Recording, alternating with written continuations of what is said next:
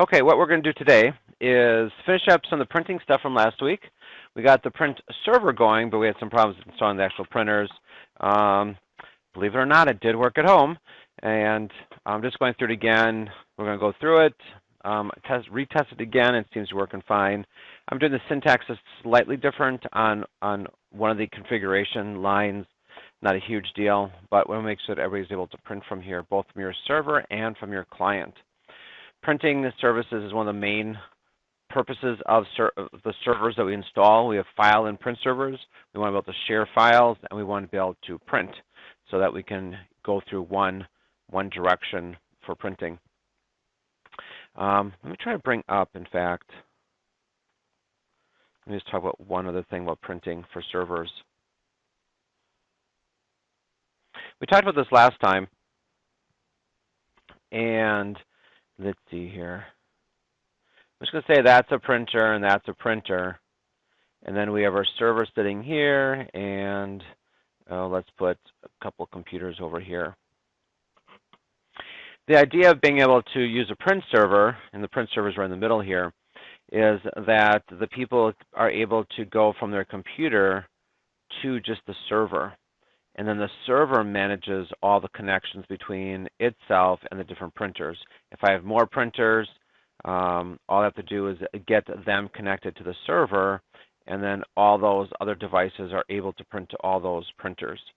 So the server manages all the printing. It manages all the queues and everything. In addition, if I have a firewall through here, people from the outside world using the Internet Printing Protocol, if they're able to connect to the server, they're able to print. These are all different addresses and different devices. If I did not have it this way, all of these devices over here would have to have direct connections to all of those printers, which means you have to open up the firewall for all of those ports, all of those IP addresses and everything. So this is much, much more secure. It's much more easier to manage. If I want to get rid of a printer, I get rid of it on the server side. If I want to add printers, I just add printers here, and now those devices can print to there as well. So hopefully you understand the purpose of a print server. Yes, you can get by on a local area network of not having a print server. The clients can go directly to there, but again, then you really can't manage things or watch things or see where the queues are clogged or where they're backed up because of errors or whatever. It's a central location for managing. That's what we do, users and printers. We good with that concept? Okay. Let's finish the implementation of that then. Going back over to our server, if I go to Firefox, and I'm going to connect to my server's IP address is, well, I'm going to use HTTPS. I'm going to go right to there right away. And it is 192.168.230.132 colon 631. So again, it's HTTPS. It's up on the top of the screen. HTTPS 192.168.230.132, which is my IP address, 230.132, and then ending with colon 631. If I didn't put the colon, by the way, what does the colon mean? Port. It's port 631. And printing, Internet Printing Protocol uses port 631, just like you'd use port 80 for HTTP. So I'm using a secure connection, but I'm forcing it to, just by choosing HTTPS, it's going to go to port 433. 443. There you go. As I said, that's not right. 443. By forcing the port at the end, you're still using a secure connection, but you're using a different port. So hopefully you'll understand ports. Are we good with ports? Yeah, where ships come in. Okay. This brings you to the home page. If you don't get to here, that means something's not right on your server. Double check your IP address. Make sure that you actually did install it, that you didn't go back to a previous snapshot, that your service is running, all kinds of troubleshooting things if you don't come to this screen. Like it says, CUPS is a standards-based open source printing system developed by Apple for Mac OS X and other Unix-like operating systems. It is a very basic, fundamental printing system for Linux since the beginning. It's just always been a core printing server available. If we're going with the administration, I want to click up with administration up on top. And this is where I can see things about my printers and my server itself. Last week we did work with the server, we installed the server, we configured the server, and now we're just working with adding the printers. Work with adding the printers, I just, in fact, want to click Add Printer. Now it does require authentication. Not anybody can just add a printer to the server. And this is all server administration still, by the way. So I'm not doing anything on my local computer. I'm just using my local computer's web browser to administer the server. So again, I'm logging in as a server account. It just happens to be the same name. This is changing your server. Doesn't touch your client.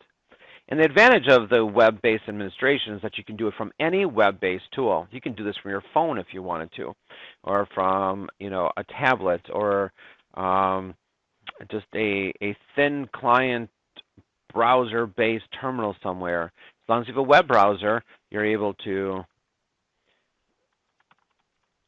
administer this. And I'm not paying attention. There we go. So I want to add a printer, and I have 2 printers in the room that I can work with. I do want to stick with the IPP, the Internet Printing Protocol. There are other ways of using these other types of printers. If you were doing a local printer, you'd choose the option up on top. Now this is a parallel printer, LPT number 1, so you'd have to have a parallel port. This isn't your USB stuff on here. The printers that we're working with are not physically connected to our servers. Our servers are right in front of us, and we have a printer sitting in the network someplace else. So it's not physically connected. It's over the network. So how is the server going to connect to this printer? It's going to be using the Internet Printing Protocol. I go ahead and click Continue. I'm going to keep IPP : because that's the protocol I want to be using. And I need to type in the IP address of the printer I want to work with. I have 2 printers up on the board. I have the HP 4100N, which is in the classroom, and that IP address is 172.16.192.117.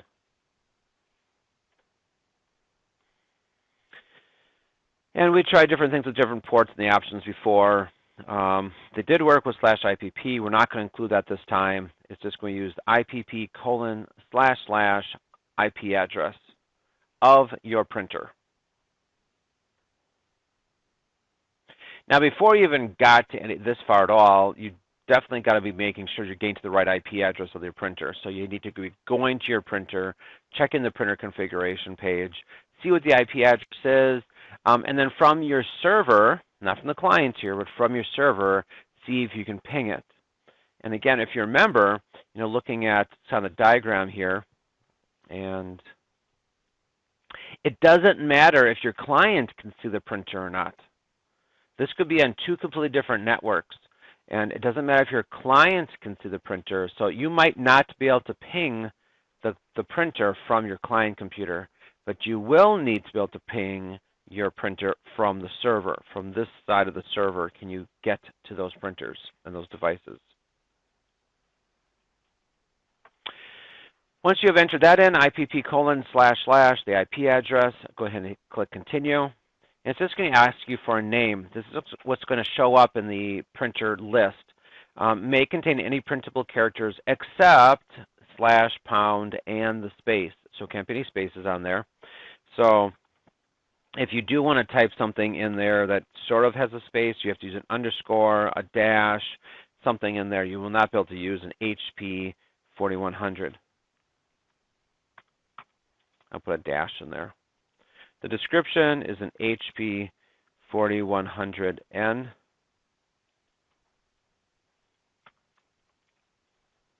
And the location, you don't have to put anything in here. I'm just going to type it in as L119. And I do want to share this printer. What you put in any of these do not make any difference. You can name it the name of the printer as tomato, and the description could be my favorite vegetables, whatever, and location could be blank. These do not dictate anything at all. There's nothing magical like, oh, I'm going to search for an HP 4100N. It's just how you're going to be seeing that name. I hit continue. And now it's asking you for basically for the print driver for it. I'm going to scroll on down to HP. And I hit continue. And all the printers that I've worked with, that I've tested this with, have been on this list. Yes. If perchance that your printer is not on the list, you can get the print driver. It just has to be a Linux print driver for that device. And then you can click down here by browsing for the print driver and then adding that based on that print driver file. Everything that we've been using, though, is on this list already. I want to use an HP printer. It's an HP 4100N. I click continue. And then it brings up to all the HP models that it has. And I can scroll down, quite a ways down. And I'm looking for the HP LaserJet 4100 series. And you could use pretty much any of these. The one I've been testing with is the very first one. Well, actually, the second one. I'm sorry, the second one. The first Fumatic one. HP LaserJet 4100. Excuse me. You looking for one?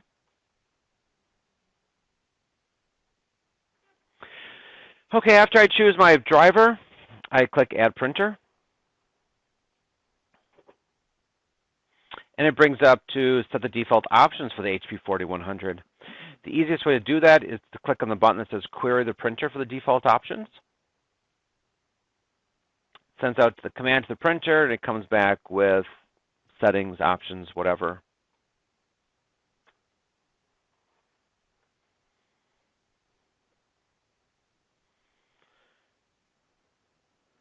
There's a print job in there. I'm going to cancel that print job.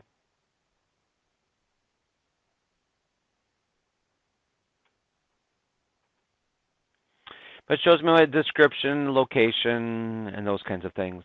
If I want to edit anything, I can go under Administration, and I can modify the printer, or I can set different defaults, whatever I want to be doing for there.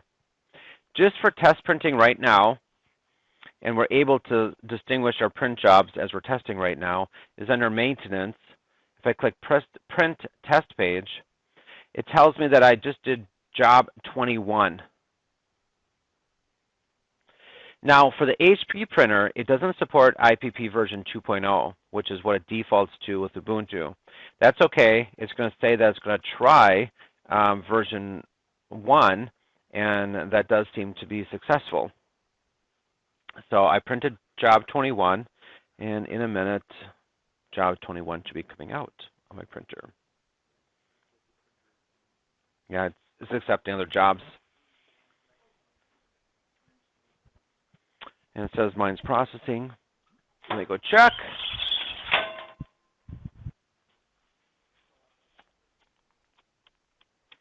Yeah, somebody's using the wrong driver. Somebody tried earlier.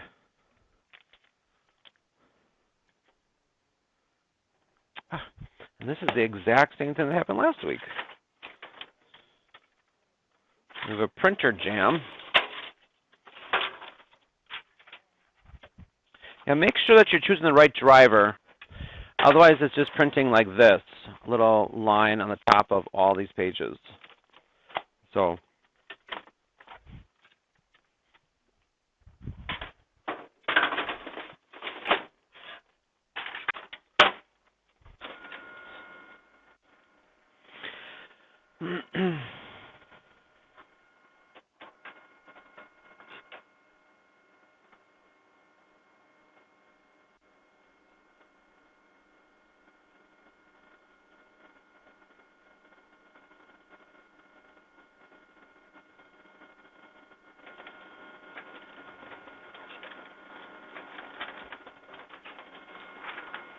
So let's cancel this job.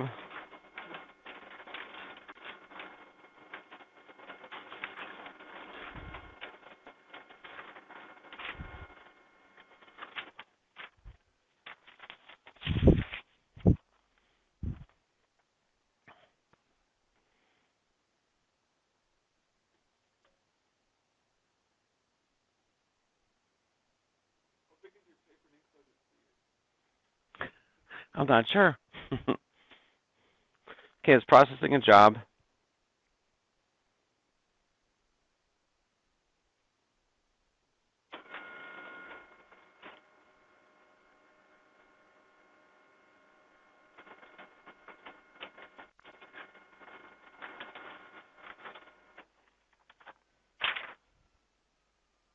It's processing another job. This is job 15.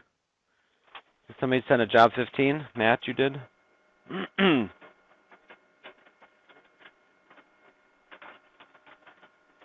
this is 21. Michelle, can you pass that back to Matt? Thanks. Okay, so we're successful with that one. We'll get you caught up.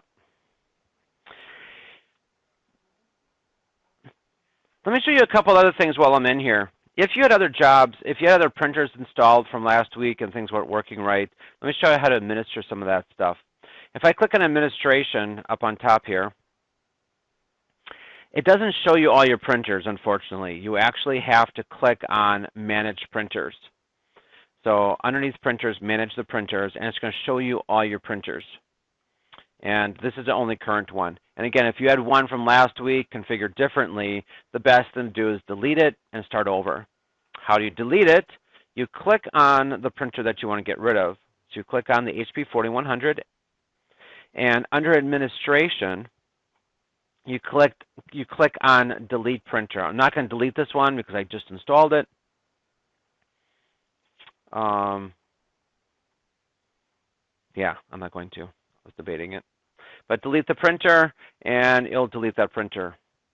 So make sure that you are using new printers, that you don't have anything configured from last week in that list.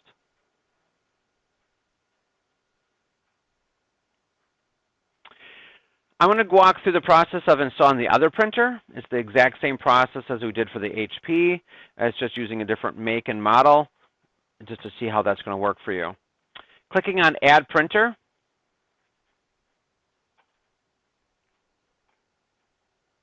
And I'm waiting for it. I'm going to use IPP again. I'm going to use the IPP again. So I'm going to click on there and click Continue. And again, for the connection name, I'm using IPP:// and now the brother's IP address. Now the brother's not set to have a static address, so I got a different address again this morning. So please pay attention to your IP addresses. Actually, that may have been the same as last week. 172.16.193.9. But it's DHCP, so it could have gotten a different address. So again, just double check that out. Printers normally are not DHCP. You'd be configuring your print server every time you turned off your printer, which is not a good idea. That printer doesn't stay in the classroom though, so it does move around. So we're going to just leave it this way. I click Continue. So IPP:// 172.16.193.9. Then click Continue. And I want to name it. And again, the naming could be anything. I should probably name this a little bit more clearly. Most of the time, how I label printers is I include their location. So I use like L119- and then the manufacturer, and then what it is. You know, is an inkjet, is it a laser, is it a plotter, and sometimes I include the model number, sometimes I don't. So L119 brother laser. Whatever naming scheme that you want to use or include for there. The description, it is a brother MFC 7840 W, and the location is in L119. And I do want to share this printer, so I'm going to check the box that says share this printer. Once I double check that information, L119, I click continue. Now it's going to ask for the print driver. It is a brother. Click continue. And I scroll on down to MFC. MFCs are way down the bottom. And I scroll up just a little bit. I have a 7840W, again a Fumatic driver. And I click Add Printer. 7840, it's way down towards the bottom. There's only one 7840W.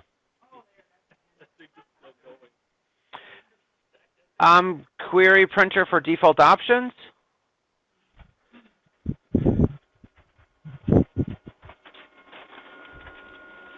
Okay. Somebody has the wrong driver again.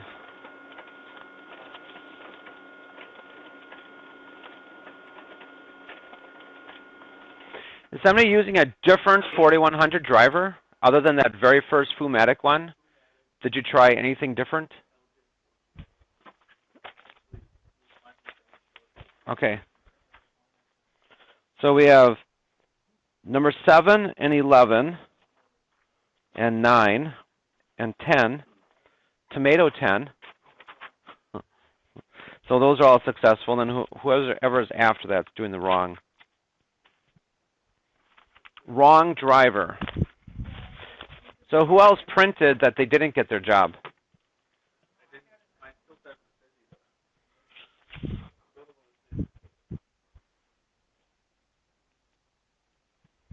So I have a 10, that's yours, and a 9,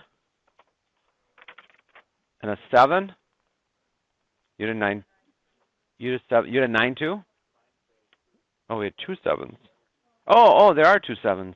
One says HP 7, the other one says HP 4107. You have HP. Oh, good. And I have an HP 4111. You had 11? So who else thought they printed?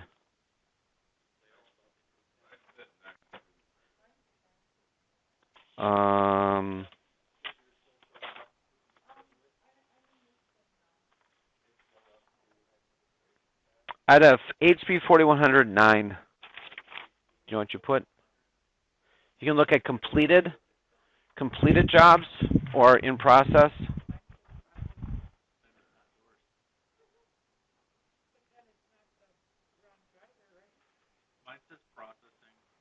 Okay.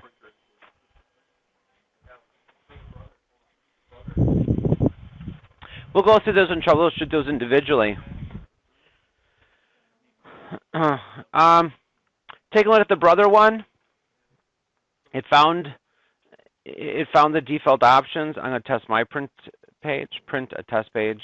I am doing L119 brother laser 23. Here's a potato 12 and an L119 brother laser 21, which was mine. I must have done one before. And then a brother laser 13. So, and it's receiving data, so another one's coming.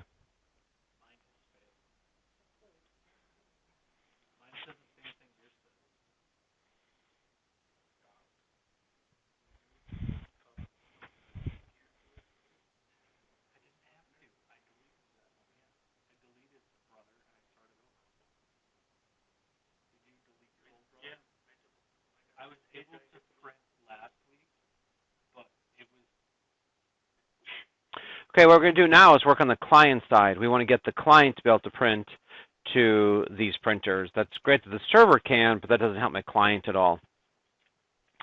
And again, what we've worked with so far, we're using Firefox on the client to administer the server, but this is still all server configuration stuff.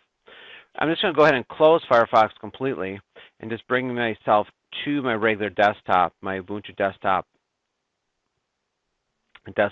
the desktop of my desktop operating system. When I get into the printer section, it's under System Settings, and you can look under sort of like essentially the same as the control panel for Windows. So the shortcut is underneath the dashboard or the dash home. If we click on the dash home, you can start just typing in print, and it should bring up the printing application for you.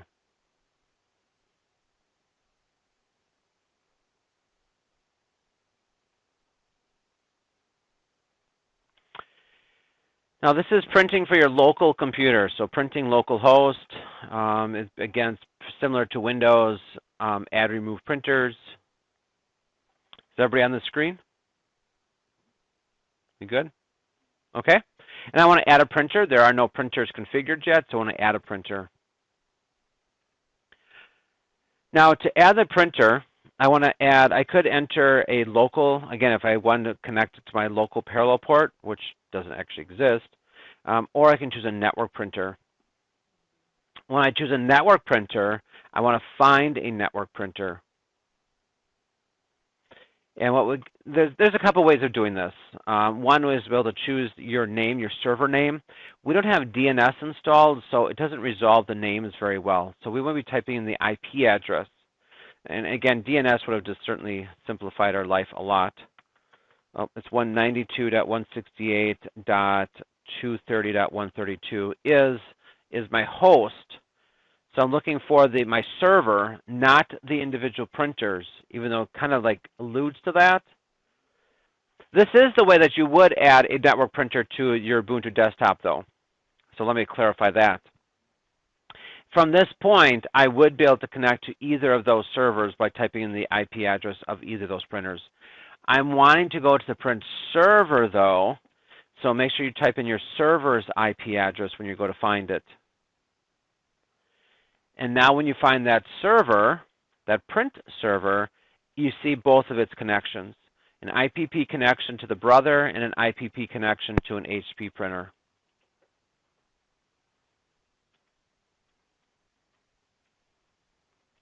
I'm going to choose the brother printer first. It's closer to me. And instead of clicking next, it's forward. So I'm going forward. And now this is what you are going to name it on your local computer. The short name for this printer is how your local computer recognizes it. The default is just a printer, printer 1, printer 2, whatever. I'm going to rename this. I'm going to put my initials on there. PWB brother. The description is optional, and so is the location. So just leave those fields wherever they are. Just put a short description for the name, and you click apply. Do you want to print a test page? I'm not going to have you print a test page. It's just not clear enough. I'm going to be having you print using a document instead. So I'm going to click cancel. But now you can see that you have a printer, and this is your default printer, PWB brother. Before I even print anything, I'm going to add the other printer back into this as well, into my printing. Question? Okay. I'm going to click on add. I want to add a network printer. And I click on find a network printer.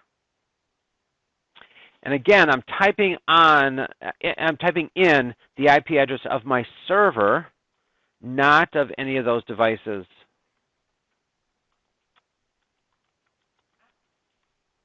So I'm typing the same IP address I just typed it in, and if I did it correctly, I should see both my printers.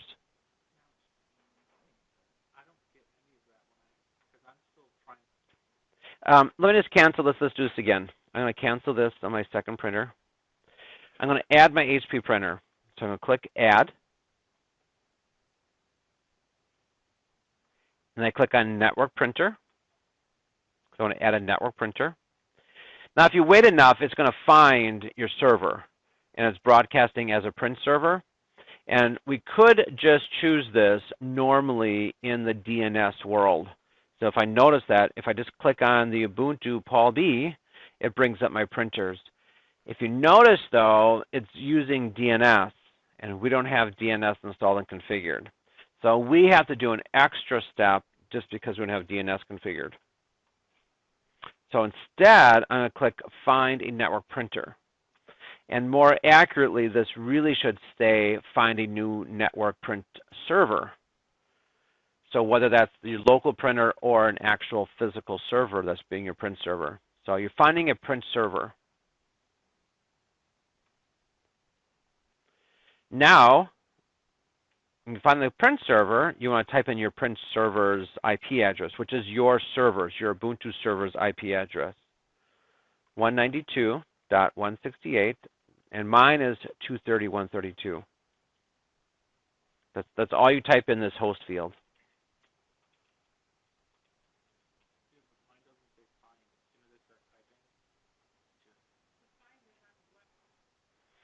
And if I click Find on here, it's going to bring up my connections.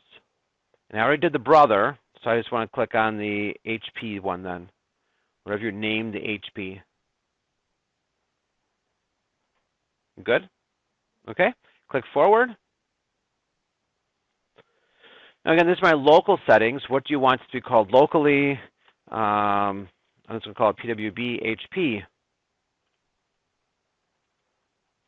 And the description and the location are completely optional. So I'm just going to leave those alone. And then I click Apply. Print a test page, I'm not going to. So I have 2 network printers on there. Does everybody have both network printers? Okay. Now what we're going to do is we're in fact going to launch LibreOffice Writer.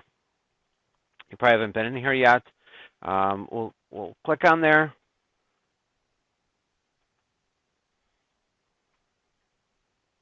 Who's never used LibreOffice before? Okay. It's a generic, it's open source word processing, and it also has spreadsheets and presentation software as well. And it is compatible with Microsoft Word. You can save it as a Word document. You can open up Word documents. It does use by default its own format, which is ODF, which is the Open Document Format. As you can see, you do have menus across the top: File, Edit, View, Insert. It's very, very similar to Microsoft Office 2007. Prior to all the ribbon stuff, they actually had, rated links and icons. All I'm going to do is type my name,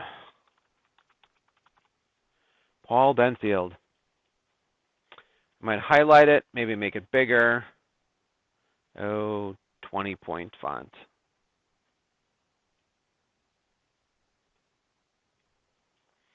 I'm going to choose File, Print, and now you have your options for printing. There's my Brother printer, so I'm going to keep it on my Brother because that's my default printer right now, and I'm going to click Print. And then I'm going to go up to File, Print again, and I'll choose the HP printer and click Print. And we'll see what happens. So that's the idea of printing, being able to set it up on your server, be able to connect to all your different printers from there. Then your client only needs to connect to your print server. You set up your printers that way, and so all the traffic is going through your server. Does anyone have any questions on printing? For the new chapter, we're doing chapter, was it 19? 18? 19, no, 18, sorry. Chapter 18 is Windows Networking. I'm going to be doing this a little bit differently this week, is I'm going to be giving you guys a chance to work through the chapter and be able to get to work and using Samba. Did anybody read chapter 18, by the way? Anybody? Nope. Okay. I forgot. So you're going to get to read it today. And so you have like an hour and a half to sort of, it's 10:30 until noon, hour and a half to sort of work on things in class, and then be able to work the things this week. But next week, basically you'll be able to sort of come up with and sort of demonstrate how that feature is going to work. The Ubuntu Server Guide, the PDF file, does give you a lot of information. There is some supplementary information that may be valuable to you in other resources. So you're probably going to want to be, looking things up. And I'm not I'm not just dumping on you. This is about the real world, that you'll be given a situation and say, okay, I want you to get this Ubuntu server to work with Windows, figure it out. And where's your references going to be, and how are you going to figure it out, and knowing what you know so far, how can I apply it to moving forward and doing additional services and features then. So the two main things I definitely want to work on, so grab your PDF file if you have it. I'll put it up on the screen here. The two most important parts are Section 2, which is the Samba file server. The Samba file server, one of the most common ways to network Ubuntu and Windows computers is to configure Samba as a file server. This section covers setting up a Samba server to share files with Windows clients. You're going to need a Windows client. Hopefully you have a Windows 7 for something somewhere, or an old XP machine. Actually, if you have XP, it may work a little bit easier. Windows 7 is sharing a little bit differently. And if either way, whatever you can get to work. Windows 7, like I said, does networking a little bit differently. And there's a setting that you usually have to change in Windows 7 to get sharing to work with non-Windows sharing things. Let me show that to you.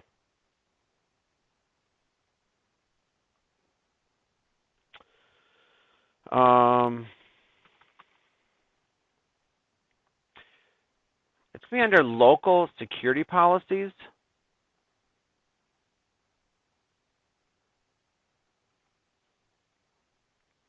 So, and we've done this in other classes. I'm not sure if you took notes or not, if we need to share.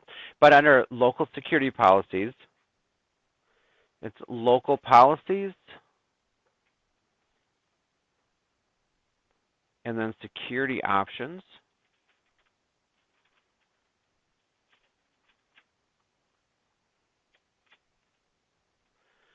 We have network security.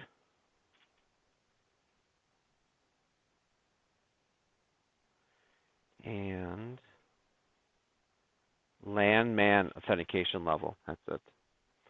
So let's get to the right place first. So local security policies, and you can find this under computer management, and there's a couple other places you can get to it. I always just click on start and type in local security policy. Then we have local policies and security options.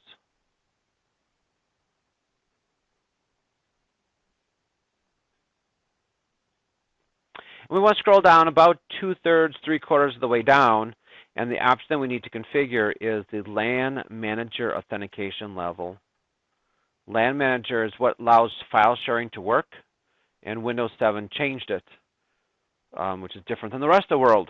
So if you're trying to share, by the way, this is helpful if you're trying to share with a Windows XP machine, or if you're trying to share with a Macintosh.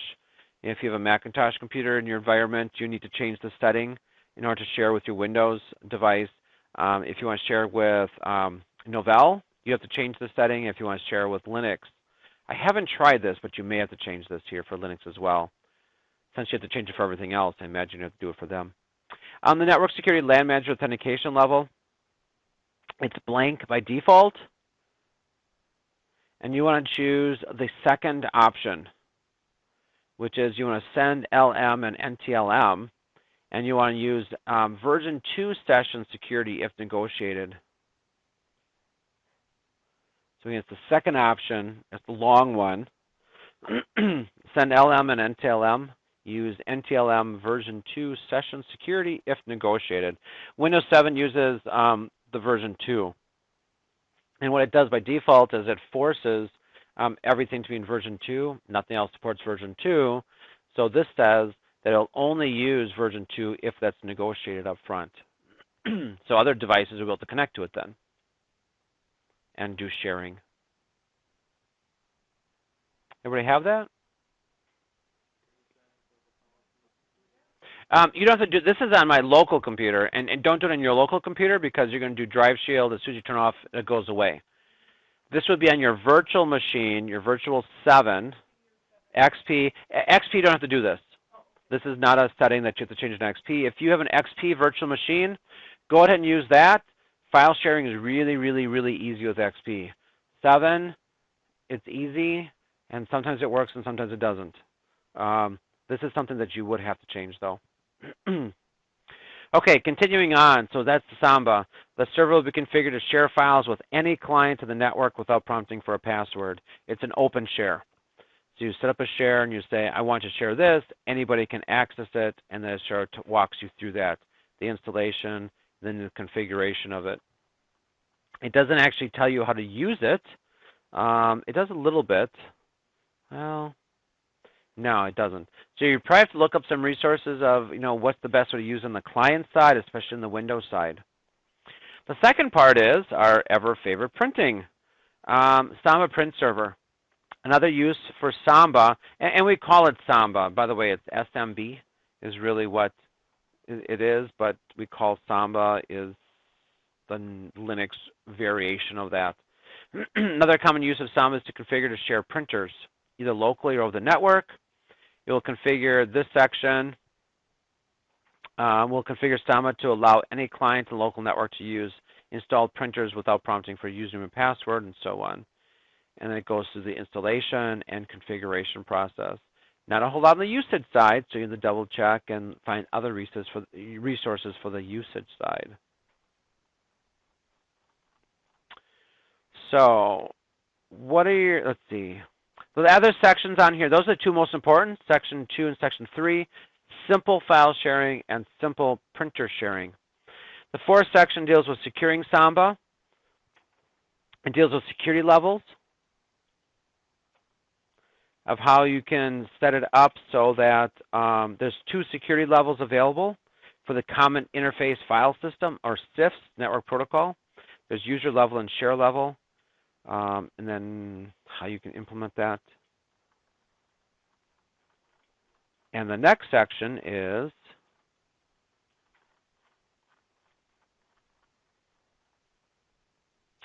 Samba is a domain controller.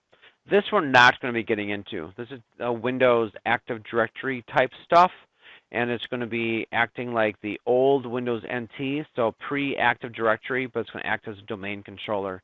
The purpose of the domain controller is that you do have centralized administration of users. Not like Active Directory, but kind of, where you have a database on every server, but then you can control the people through there. We're not going to do that, but realize that Samba can act as a domain controller.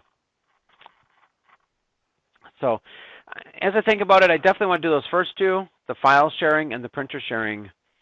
And I'm going to sort of just take some time to talk to you about this, of how you wanted to implement this.